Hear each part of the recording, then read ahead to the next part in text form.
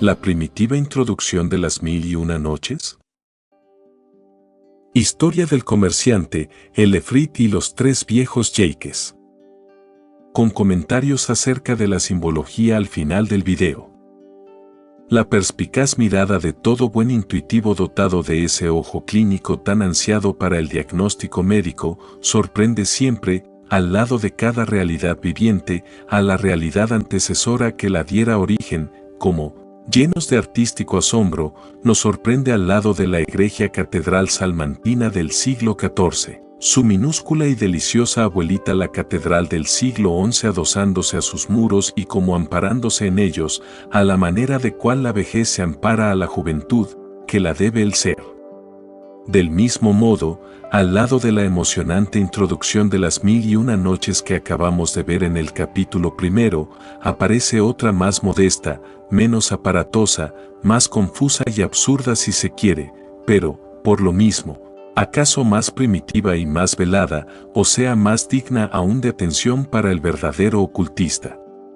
Es la historia del comerciante y el genio, que comienza así, Scheherazada, dirigiéndose al sultán Escharidar y rogando a su hermana Dinarzada que la escuchase atenta, dio principio a su relato de esta manera: Señor, había antaño un comerciante muy rico, que necesitó hacer un largo viaje a través del desierto.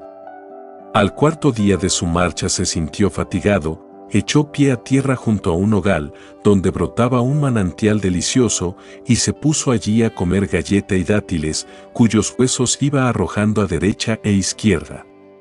Aún no había concluido su comida, cuando vio surgir del suelo un genio enteramente blanco de puro viejo y de una enorme estatura, quien, blandiendo su yatagán y profiriendo un grito espantoso, le dijo con voz de trueno: voy a matarte ahora mismo, de igual manera que tú acabas de dar muerte a mi hijo.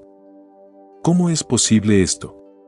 respondió, atónito, el viajero. ¿No te has puesto a descansar aquí? ¿No has comido dátiles y echado sus huesos a derecha e izquierda? Pues, dando con ellos a mi hijo en el ojo, le has muerto, insistió el genio, al par que le derribaba en tierra para decapitarle. Deteneos al punto, señor, imploró acobardado el buen hombre. Al menos dadme tiempo a que vuelva a mi casa a poner en orden mis negocios y despedirme de los míos, que yo prometo luego volver aquí mismo para que cumpláis vuestra voluntad conmigo. Tal día como hoy del año que viene, me tendréis aquí. El genio, entonces, aceptó la palabra y le dejó que regresase a su hogar, como había pedido. Ya en casa, el comerciante contó lo sucedido.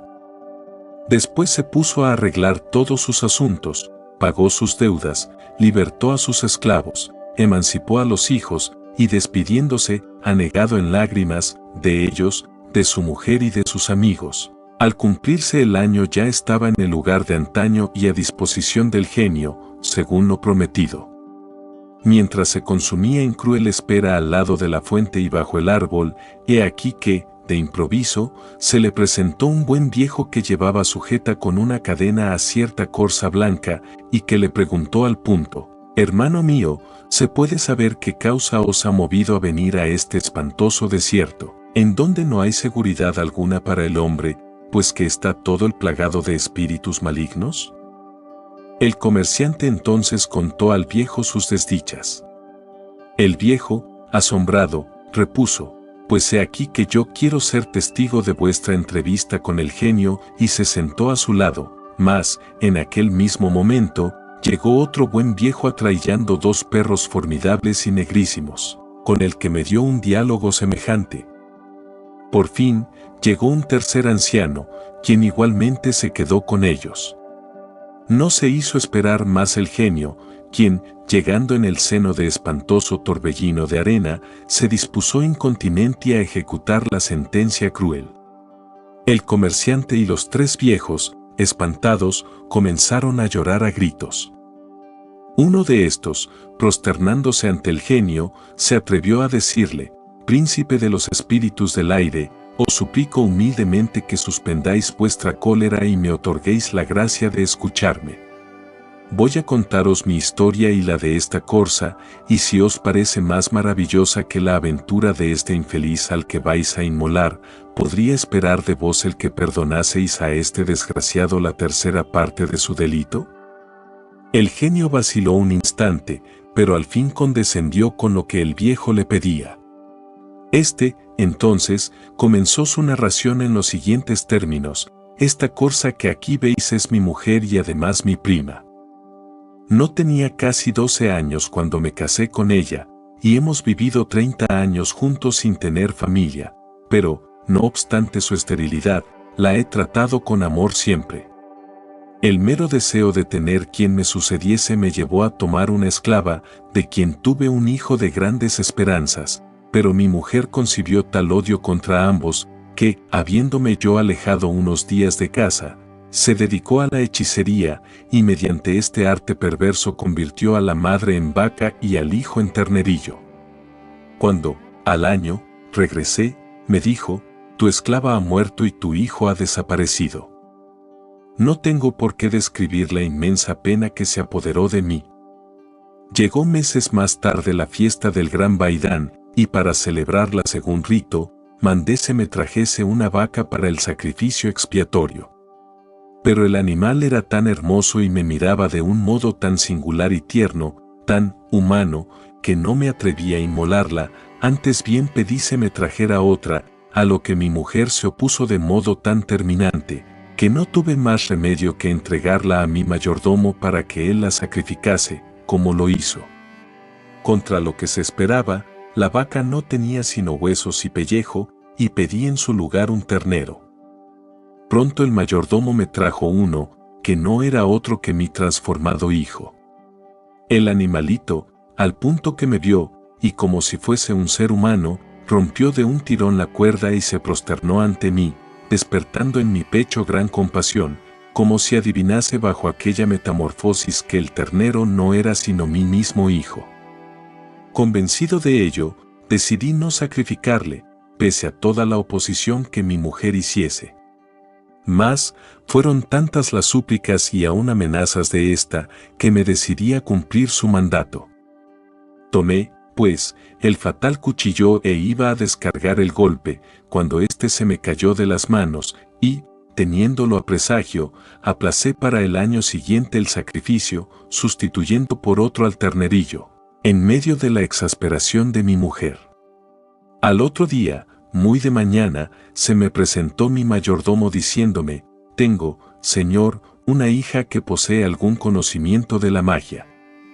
Ayer, al volver a mi casa con el ternero que me entregasteis por no quererle sacrificar, noté que se rió al verlo y que un momento después se puso a llorar. Y como yo le preguntase a mi hija por qué hacía dos cosas tan opuestas a la vez, me contestó: Padre mío, este ternero que usted trae es el hijo de nuestro amo. Me río de gozo porque aún le veo vivo, y he llorado acordándome del sacrificio que de su madre se hizo ayer y que había sido convertida en vaca, ambas cosas por los encantamientos de la mujer de nuestro amo, que odiaba a la madre y al hijo.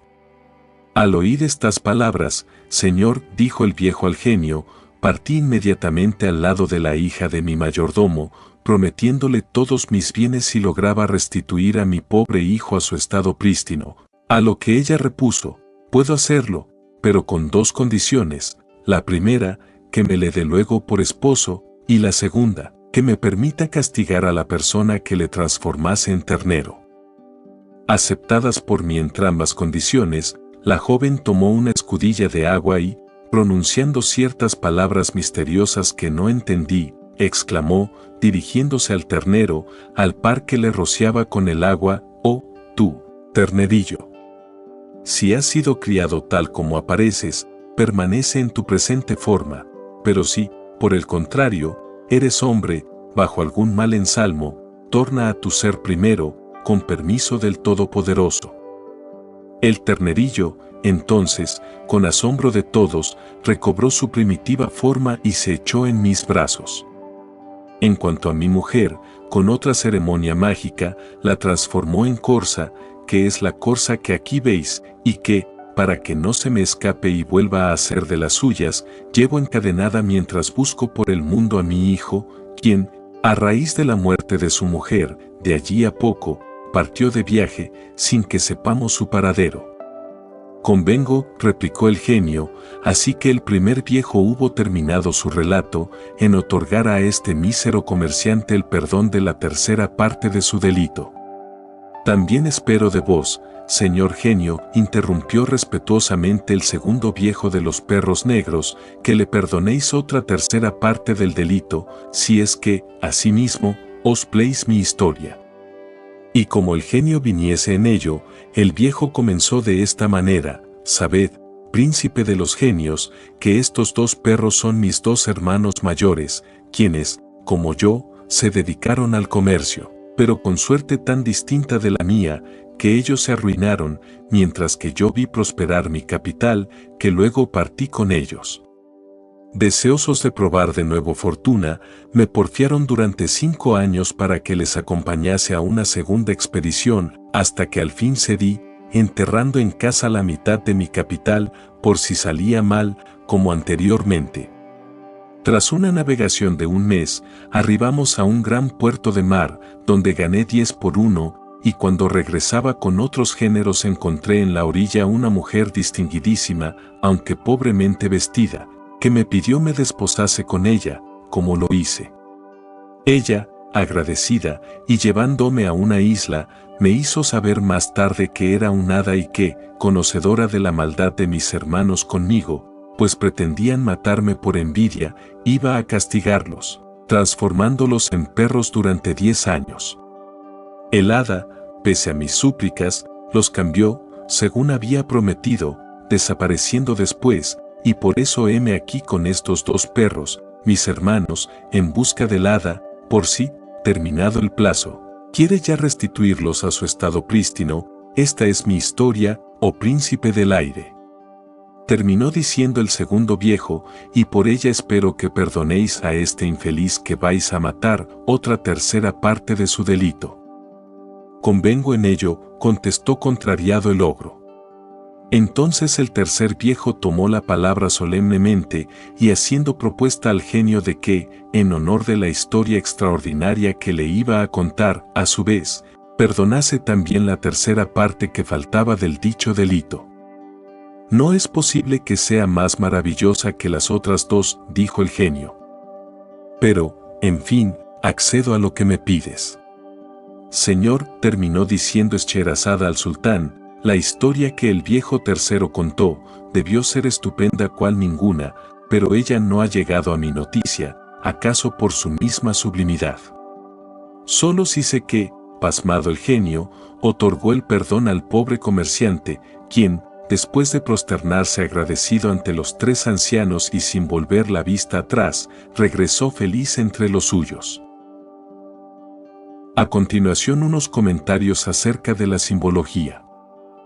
A nuestro juicio, el relato que antecede, como todos los del gran libro, y en general cuantas parábolas o fábulas contienen todos los libros arcaicos de su índole, tienen un sentido exotérico, infantil o vulgar, que es el que naturalmente se desprende de su narración, la letra que mata, y otro esotérico, filosófico y trascendente, el espíritu que vivifica, cosa que precisamente acontece, de un lado, con los niños, quienes toman al pie de la letra, verbigracia, las fábulas de La Fontaine o de Samaniego, y de otro, con los hombres maduros, quienes saben sorprender, tras el relato, siempre absurdo, de la fábula en la que hablan los animales, las plantas y hasta las piedras, la enseñanza emblemática y moral en ella oculta. Deseosos nosotros de investigar en este último sentido, aunque repitiendo de una vez para siempre que no damos a nuestras interpretaciones carácter alguno objetivo, empezamos diciendo que la inverosímil aventura del buen comerciante con el gen, jiña o efrite, no es sino el triste simbolismo de la humanidad sobre la tierra, representada aquella por el pobre hombre que en su peregrinación por el mundo, o sea por la vida, está siempre amenazado de muerte por haber comido dátiles y arrojado sus huesos a derecha e izquierda, matando así al hijo del jiña o genio, cosa que exige alguna explicación previa. Se dice del maestro Pitágoras, Chaignet, Pilagoras, Saviernes et Sono Eubre, que en uno de sus viajes se inició en los sagrados misterios de los dáctilos, es decir, en los del 10 o de Yo. Estos misterios iniciáticos eran puramente matemáticos como aquellos que se enseñaban en el templo de Delos, en cuyo frontispicio se leía «Nadie entre que no sepa geometría», en suma, sin tener los conocimientos de la cábala o tradición primitiva. No es tan violento, pues, como a primera vista se puede creer, el ligar la palabra dátiles con la palabra dáctilos o dedos, tanto porque los dedos, Eduardo Benot, Aritmética Universal, son la base originaria de toda contabilidad y también en lo antiguo los huesos de dátiles y de otras frutas, cuanto porque la palmera, de la que aquellos son semilla, es, por sus hojas, el simbolismo de la numeración y de todas esas escrituras atlantes y arias primitivas que se llaman claves ogámicas, mágicas o rúnicas, claves de las que hemos esbozado algo en el capítulo 7 de nuestra obra de Gentes del Otro Mundo. La fábula, pues, quiere veladamente expresar que, por haber comido indebidamente el cuitado el iniciático fruto de los dáctilos o de los dátiles, profanándole, se había hecho acreedor a la pena de muerte, cosa que, bajo otra forma, vemos reproducida nada menos que en el capítulo del Génesis, cuando la primera pareja, desobedeciendo a Jehová, que aquí está representado por el gen, come del fruto dáctilo o manzana del árbol de la ciencia del bien y del mal, es decir, usa de su razón bajo las insinuaciones del rebelde y es condenado por aquel a morir de muerte. ¿Quién puede dudar, en efecto, que, desde el primer instante en que venimos a este bajo mundo, ya estamos, ipso facto, condenados a muerte, en una u otra forma? Pero lo que hay es que, por especial misericordia del aparentemente inexorable destino, nuestra muerte se aplaza días tras días como la del comerciante de marras, y se aplaza para que, como él, pongamos en orden nuestros negocios y nos preparemos serenos para el supremo momento de la partida.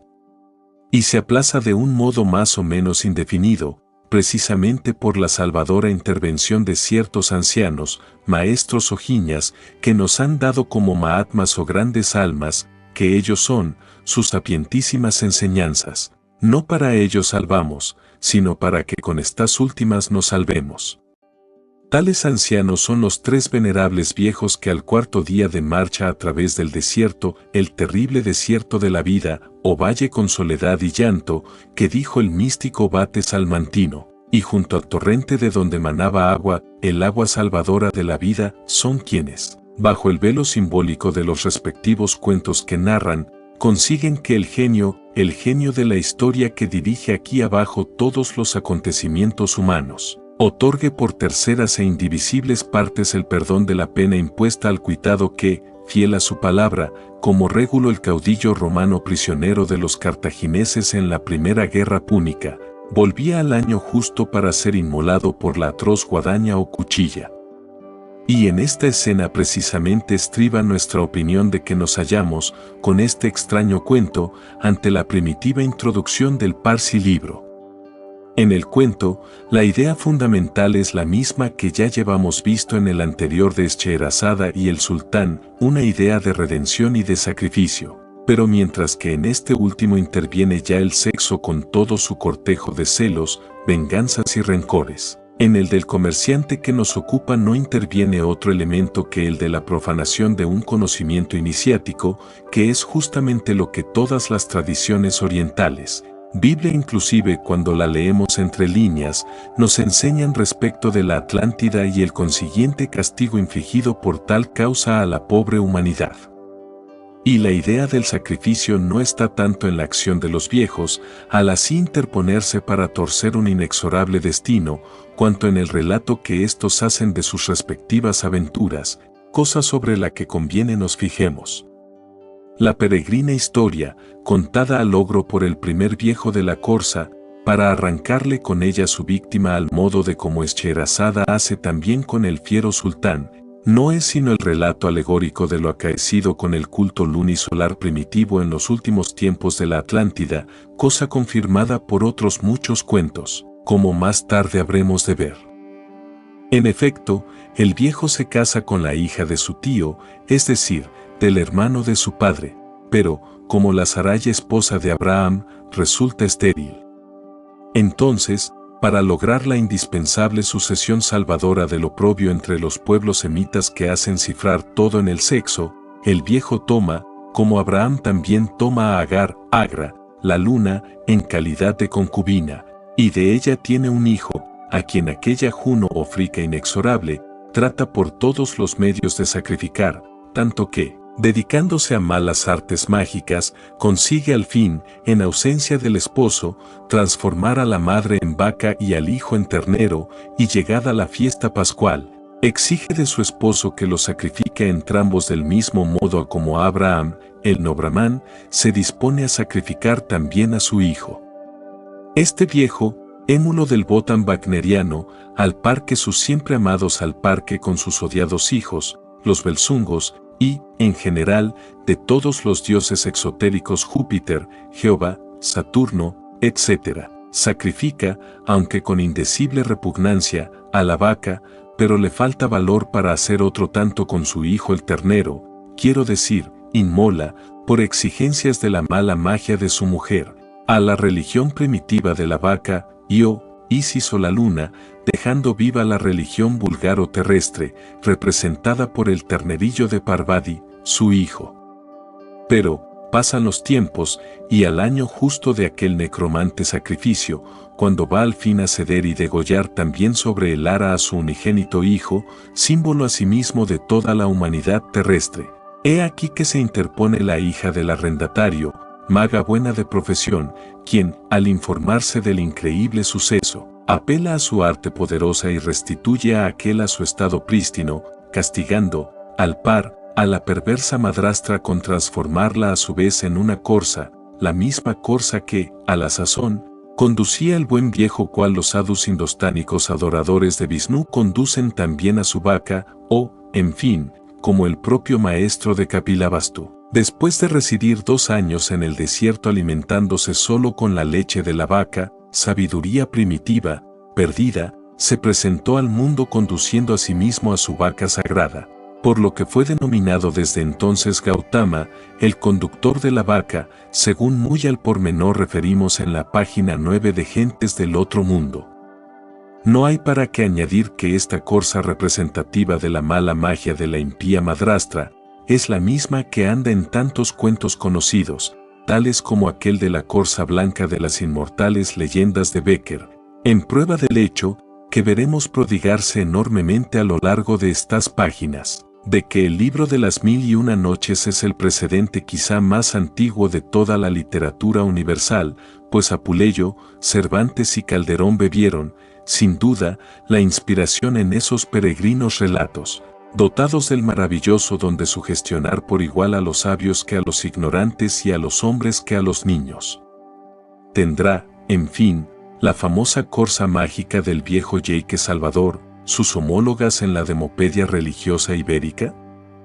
Creemos que sí, mas, en la imposibilidad de detenernos a hacer sobre ello las oportunas consideraciones, damos aquí el facsímile de una de estas corzas o cabras, hermanas gemelas del Capricornio celeste y también de la cabra Amaltea, nodriza o madrastra de Júpiter cuando fue dado a luz por su madre Opis o Rea, la tierra, en la isla de Creta, isla famosísima asimismo por el temible Minotauro de su laberinto.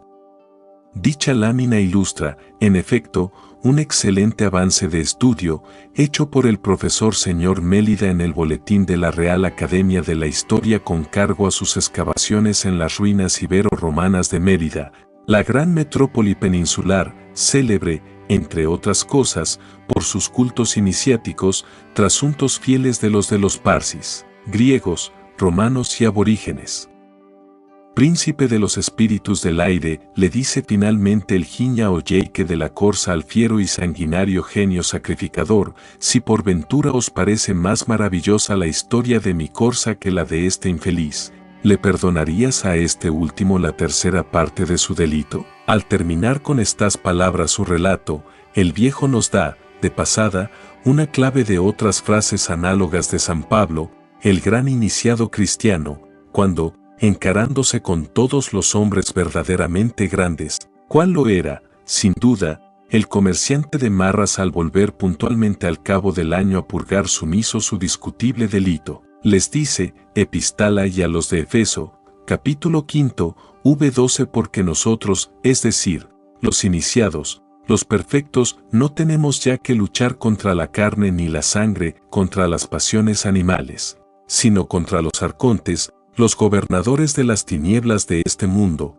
contra los espíritus de maldad en los aires, palabras que, con cortas variantes, se reproducen en los versículos 11 al 15 de la epístola a los Colosenses y también en el capítulo 2 de aquella epístola, cuando les dice a los hombres: vosotros estabais muertos por vuestros pecados, en los que andabais en otro tiempo conforme a los hábitos de este mundo y a la tiranía del príncipe de las potestades del aire, que es el espíritu que ahora reina sobre los hijos de la infidelidad. Prueba clara de esa terrible ley que nos encadena aquí abajo a nosotros, cuyo reino, según Jesús, no es de este mundo, como hijos que somos, por nuestra alma, del cielo, y no de la tierra.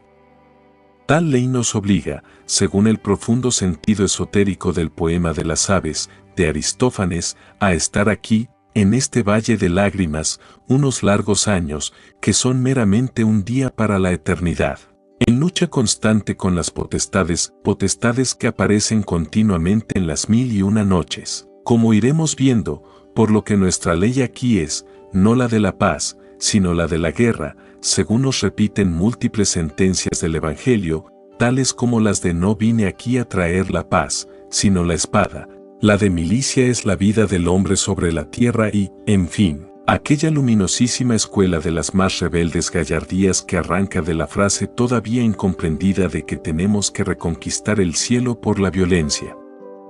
Viniendo ya al segundo de los tres venerabilísimos yeiques que se presentan para salvar al cuitado comerciante en aquel desierto de la tierra, plagados de espíritus malignos, diremos que su historia, y las de sus dos hermanos, guarda analogía con la del anterior, enlazándose a sí mismo con otra, mucho más extensa, omitida en el texto de Galland, pero hermosamente desarrollada en el de Marrús, o sea la de Jude, el pescador, y también con la de las dos hermanas envidiosas de la otra menor, base de la tan conocida leyenda española de la Cenicienta. En esencia, el argumento es el mismo que el de la bíblica de Caín y Abel, y, hasta cierto punto, la de Esaú y Jacob, Remo y Rómulo, José con sus hermanos, y demás inacabables prototipos literarios del eterno, del más cruel de los dramas humanos. El drama de la humanidad que fraternalmente se destroza a sí propia, en lugar de establecer una cooperación leal para vencer a la luz astral o espíritus de maldad en la naturaleza a los que acabamos de referirnos. Esta transformación, además, de los dos malos hermanos en perros, al tenor de las consabidas frases, cristiana de perros judíos y maometana de perros cristianos. Es una de tantas y tan extrañas metempsicosis como aquí iremos viendo, metempsicosis que, sin duda, sirvieran al propio Lucio Apuleyo para su divina fábula de El asno de oro, base, como diría nuestro Bonilla San Martín, de tantas obras literarias en prosa y verso. Perros, y bien negros fueran, en efecto, esos sacerdotes y guerreros antiguos que, como diría Maeterlinck, sepultasen el templo iniciático, de la misma manera que los hermanos del segundo yeique de nuestro cuento trataron de sepultar en el mar a este y a su jaina o mágica esposa, la cual, para castigarlos, los transformó en perros durante 10 años, o séase durante un largo periodo de tiempo, porque en las 1001 noches todas las penas son temporales, aunque a veces sean eternas, al tenor del verdadero significado hebreo de la palabra olam o eternidad, que no equivale a nuestro absurdo siempre, como se viene creyendo, sino a un periodo de tiempo cuya duración es indefinida. Por último, el texto constantinopolitano de Galland, más puro en esto, a nuestro juicio, que el de Marrús, omite la historia que contara el tercer yeique al ogro, porque ella era tal y tan sublimemente misteriosa, como efectiva historia mágica o iniciática, que el libro la tiene que callar, y la calla, efectivamente, Por cuanto la que figura en este último texto sirio no merece los honores de tal, sino que, antes bien, resulta, en opinión nuestra, un postizo, una mala interpolación anónima de fragmentos inconexos de otros cuentos para llenar el inquietante vacío que de otro modo quedaba y tenía que quedar.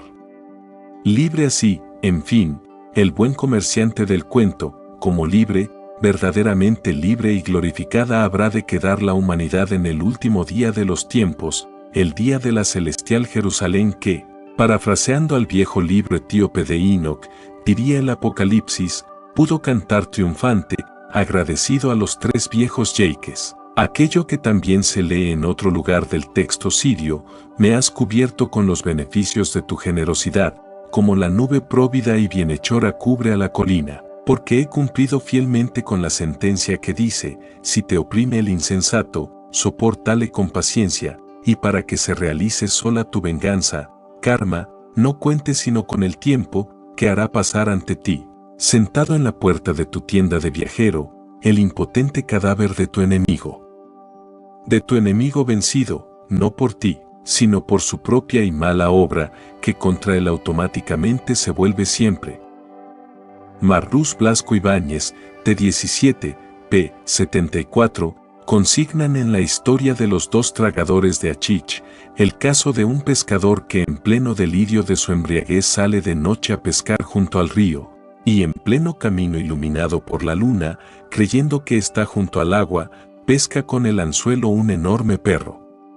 Después, en unión del Caid, que era otro tal, como él, realiza otra porción de locuras graciosas que allí pueden leerse.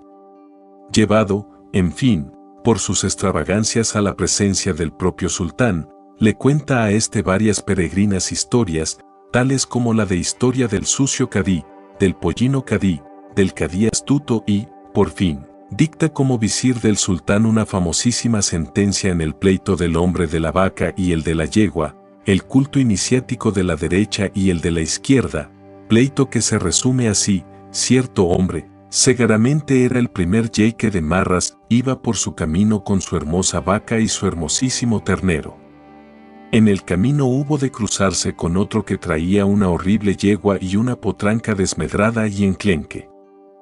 Pónense a jugar las dos crías y entonces el de la yegua se apodera del ternerillo diciendo, es el hijo de mi yegua. El otro, indignado ante el atropello, le lleva ante el cadí al embustero, el cual, reconvenido por este sobre lo absurdo de su pretensión, dijo, pues que, ¿hay algo aquí abajo que sea imposible para el Altísimo? El juez se mordió los labios y, sin replicar, mandó que le trajesen en el acto un ratón y un enorme costal de trigo y que fuera cargado el costal a lomos del ratón por el dueño de la yegua.